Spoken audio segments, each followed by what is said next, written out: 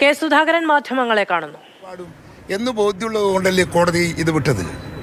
ഇനി അതിന് ആളുണ്ടെങ്കിൽ police കണ്ടുപിടിക്കട്ടെ, CBI കണ്ടുപിടിക്കട്ടെ, സർക്കാർ കണ്ടുപിടിക്കട്ടെ. അത് അവർ ഉത്തരവാദിത്വമാണ്. എനിക്കതിലൊരു പ്രശ്നമില്ല. പരിഹാരം ആ പ്രവർത്തനത്തിൽ ഒരു പരിഹാരമില്ല. അത് അവർ നിശ്ചയിച്ചോട്ടെ. ആയിക്കോട്ടെ, പോകാൻ പറ്റുമെങ്കിൽ സുപ്രീം കോടതി പോട്ടെ. അവിടെ പറ്റാവുന്ന രീതിയിലൊക്കെ ഞാനും മത്സരിക്കാം. ആരോട് പറയാൻ? പാപം EP.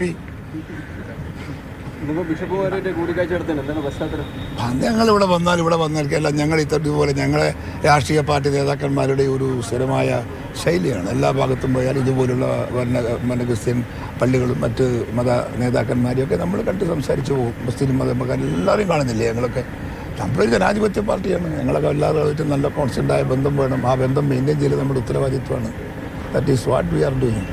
ഓക്കെ, ഡൽഹിയിൽ ധാരാളം മലയാളികളുണ്ട്. പ്രത്യേകിച്ച് ലോക്സഭാ മലയാളികളുടെ വോട്ടൊക്കെ പ്രധാനപ്പെട്ടതാണ്. KPC എങ്ങനെയാണ് ഈ പ്രവർത്തനങ്ങൾ?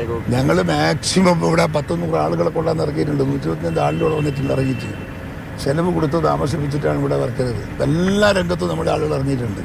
രാവിലത്തെ പ്രവർത്തനം, ഉച്ചക്കത്തെ ശേഷമുള്ള പ്രവർത്തനം, രാത്രിത്തെ പ്രവർത്തനം, അതൊക്കെ ഞങ്ങളിപ്പോൾ ചാർട്ട് ആക്കി നമ്മൾ കൊടുത്തിട്ടുണ്ട്.